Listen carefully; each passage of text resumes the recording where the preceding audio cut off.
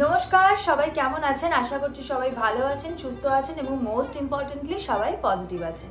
আজকে আমি আপনাদের সাথে শেয়ার করব আমার কিছু স্পেশাল গোল্ড জুয়েলারির কালেকশন। কদিন আগে বিয়ে বাড়ি ছিল, তো বিয়ে বাড়ির জন্য কিছু গয়না লকার থেকে আনতে গিয়ে আমার মনে পড়লো যে এটার উপর একটা ভিডিও কিন্তু বানানো যায়। তো তখন আমার কিছু স্পেশাল জুয়েলারি আমি নিয়ে এসেছি, যেগুলোকে ঘিরে কিছু স্মৃতি আছে, গল্প আছে এবং যেগুলো আমার খুব কাছের, আমার মনের খুব কাছের। এরকম কিছু গয়না আমি নিয়ে এসেছি আপনাদের সাথে শেয়ার করব। আমার ভিডিওটা যদি ভালো লেগে থাকে প্লিজ দেখে ছেড়ে দেবেন না, একটা লাইক, শেয়ার, কমেন্ট করে দেবেন আর আমার পাশে অবশ্যই থাকবেন। সেইটুকুই রিকোয়েস্ট আপনাদের কাছে। আর বেশি দেরি করব না, ভিডিওটা শুরু করি। একটা মেয়ের জীবনে বাবা মা এবং তার হাজবেন্ড সব থেকে বেশি আপন হয়।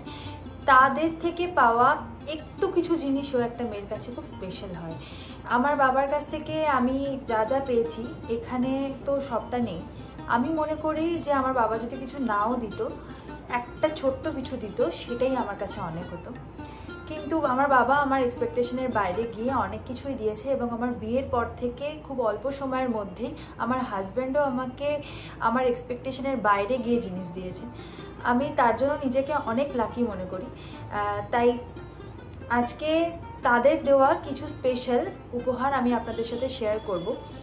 আর এখানে একটা কথা বলে রাখি, অনেকেরই বাবা দেয় এবং হাজব্যান্ড দেয়, কিন্তু অনেকের কপালে তার মায়ের দেওয়া কিছু জিনিস প্রাপ্তি হওয়া, এটা কিন্তু খুব রেয়ার দেখতে পাওয়া যায়। আমি একজন সেই ব্যক্তি যার মা নিজের রক্ত জল ঝরিয়ে, নিজের গলা ফাটিয়ে গান গেয়ে, আমার মা একজন গান শিক্ষিকা, গানে তার কষ্টের টাকা দিয়ে একটি সুন্দর হার আমাকে উপহার দিয়েছিল আমার বিয়ের সময়। সেটাও আমার কাছে খুব স্পেশাল। সেটা হচ্ছে আমার একদম বাচ্চাবেলাকার, আমার মুখে ভাতে, মানে আমার ভাতের সময় আমার বাবা আমাকে এটি দিয়েছিল। এটি একটি হ্যান্ড ব্রেসলেট। আজকে শাড়ি পরলে সব থেকে বেস্ট হতো, সেটা আমার এখন মনে হচ্ছে, কিন্তু এখন আর সেটা পসিবল না। এটা আমার কাছে ভীষণ প্রিয়। আমি একটু পরে দেখাই। এটা এরকম দেখতে হবে।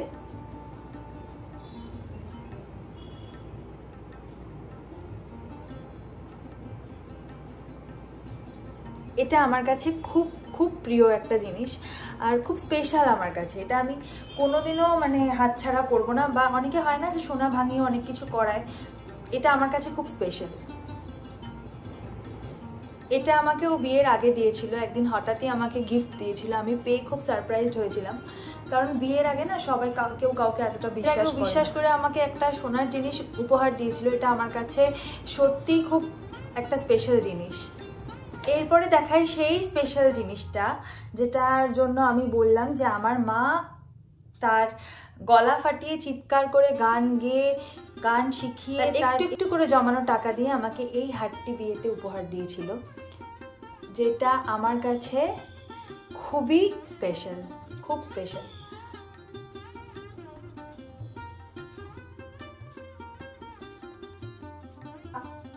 আমার বিয়ের সময় যে বিয়েতে আমাকে যে দুলটা দেওয়া হয়েছিল, সেটা আমার ভীষণ প্রিয়। এই দুলটা ডিজাইনটা আমার ভীষণ ভালো লাগে। এটা আমরা সকলে মিলে পছন্দ করেই নিয়েছিলাম।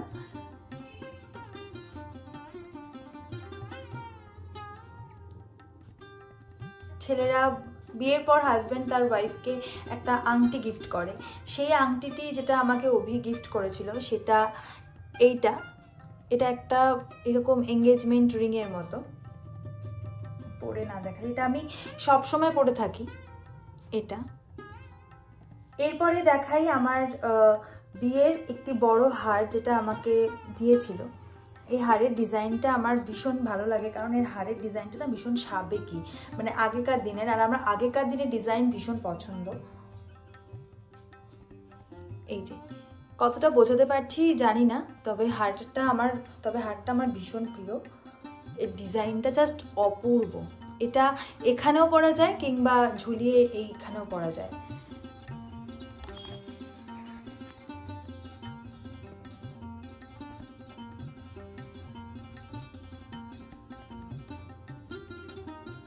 আমার অনেক দিনের একটা ডায়মন্ড রিংয়ের শখ ছিল, তো বিয়ের পরে এই ডায়মন্ড রিংটা আমি সেনকো গোল্ড থেকে নিয়েছি। এটাই অ্যাকচুয়ালি ডায়মন্ডের পক্ষপাতী অনেকেই নয়, যারা সোনা ভালোবাসে তারা কেউ ডায়মন্ড কেনে না।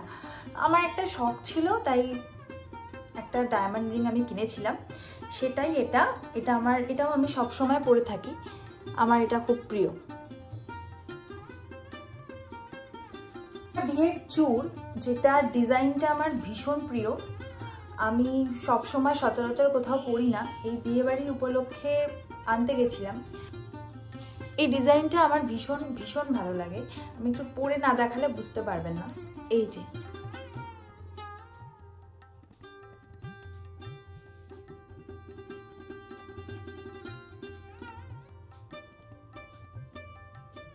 আমার বিয়ের ঠিক পরেই মানে আমার গলাটা খুব ফাঁকা লাগতো, কোনো চেন ছিল না। আসলে বিয়ের আগে কখনো সোনার চেন পরবো এই ইচ্ছাটা বা এই শখটা আমার জাগেনি, এটা বিয়ের পরেই অনুভব করেছিলাম যে গলাটা ফাঁকা লাগে। আমার বিয়ের পর ফার্স্ট অ্যানিভার্সারিতে আমার হাজব্যান্ড আমাকে এই চেনটা গিফট করেছিল, এটাও আমার কাছে খুব স্পেশাল, এটা পরে নি।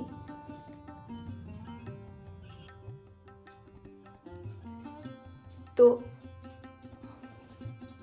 এই চেনটা আমি সবসময় পরে থাকি, এটা লেন্থটা এতটা, কিন্তু এটা আমি সবসময় এরকম ভাবে উঠিয়ে পরে থাকি। আসলে আমার ইচ্ছা ছিল এরকম গলার সাথে লেগে থাকবে এরকমই একটা চেন নেবার, কিন্তু ওরা বললো যে তুমি যদি কোনোদিনও কোনো সময় মোটা হয়ে যাও তখন এটা নিয়ে অসুবিধা ফেস করবে, তো ওরা আমাকে একটু লম্বা চেনই গিফট করেছিল আর কি। আর এরপরে আমার লাস্ট অ্যান্ড ফাইনাল এবং খুব ফেভারিট একটা রিং, তো আমার 4th ইয়ার অ্যানিভার্সারিতে অভি আমাকে একটা আংটি গিফট করেছিল, তো এটাই সেটা এই বছরই আর কি। এই আংটিটা আমার ভীষণই প্রিয়, আর এই চুড়ি দুটো আমাকে বিয়ের সময় বাপি দিয়েছিল। এই চুড়ি দুটো আমি সব সময়ের জন্য পরি, তাই এটার ডিজাইনটাও আমার বেশ ভালো লাগে, একটু অন্যরকম। জানি না বোঝা যাচ্ছে না হেজি হয়ে যাচ্ছে, তো অনেক সময় এটা দুটোও পরি, অনেক সময় একটাও পরি, হাতটা বেশ ভালো লাগে। তো এই হচ্ছে চুড়িটা, এখন একটাই পরে নিই। তো মোটামুটি আমি যেগুলো রেগুলার ওয়্যারে পরি এবং যেগুলো আমার খুব ফেভারিট সেগুলো সবকটাই আপনাদের সাথে শেয়ার করলাম। আপনারা আমাকে কমেন্ট বক্সে লিখে জানাবেন। তবে হ্যাঁ, আমি কোনোটারই গ্রাম কত দাম কত এগুলো বললাম না, কারণ আমি কিছুই জানি না। আমি জাস্ট চয়েস করেছি, বাপি আমাকে কিনে দিয়েছে, দ্যাটস ইট। তো সেই জন্য আমি কোনো কিছু দাম বা গ্রাম বলতে পারলাম না। তো যেগুলো সম্ভব হয়েছে এবং যেগুলো আমার খুব প্রিয় সেগুলো আপনাদের সাথে শেয়ার করলাম। আমাকে অবশ্যই কমেন্ট বক্সে লিখে জানাবেন কেমন লাগলো। আর যদি ভিডিওটা ভালো লেগে থাকে তাহলে প্লিজ লাইক শেয়ার কমেন্ট করতে কিন্তু একদম ভুলবেন না। ভালো না লাগলেও প্লিজ একটা কমেন্ট করে দেবেন আর লাইক করে দেবেন। আর আপনাদের সাথে দেখা হবে খুব তাড়াতাড়ি একটা অন্য ভিডিওতে। ততক্ষণের জন্য ভালো থাকবেন, সুস্থ থাকবেন এবং মোস্ট ইম্পর্টেন্টলি পজিটিভ থাকবেন। দেখা হচ্ছে পরের ভিডিওতে। টাটা।